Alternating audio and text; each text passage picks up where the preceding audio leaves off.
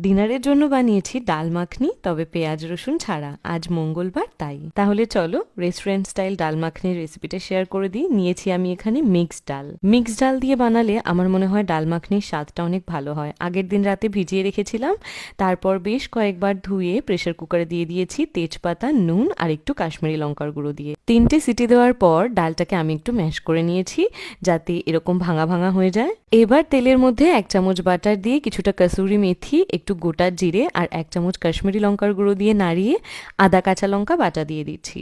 আদা কাঁচা লঙ্কা বাটাটাকে ভালো করে ভেজে নিয়ে 1 চামচ জিরে গুঁড়ো, 1 চামচ ধনে গুঁড়ো, কাশ্মীরি লঙ্কার গুঁড়ো আর স্বাদ মতো চিনি দিয়ে মশলাটাকে কষাবো। আমি কিন্তু কোনো রকম হলুদের ব্যবহার করছি না।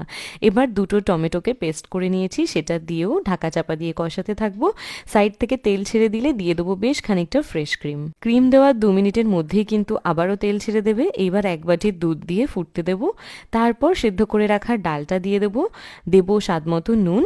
এইবার একটা প্যানের মধ্যে অল্প তেলে 1 চামচ আরও বাটার দিয়ে দেবো কাশ্মীরি লঙ্কার গুঁড়ো আর কাসুরি মেথি। খুব সুন্দর এই ফোড়নের গন্ধটা উঠলে ডালের ওপর থেকে ছড়িয়ে দেবো কিছুটা ফ্রেশ ক্রিম আর কাসুরি মেথি আর বাটার। যদিও এটা বাড়িতে বানিয়েছি, তবে রেস্টুরেন্টের থেকে কিন্তু কম ভালো খেতে নয়। আমার মতো একবার পেঁয়াজ রসুন ছাড়া বানিয়ে দেখো, স্বাদটা একেবারে মুখে লেগে থাকবে। জানিও রেসিপিটা তোমাদের কেমন লাগলো।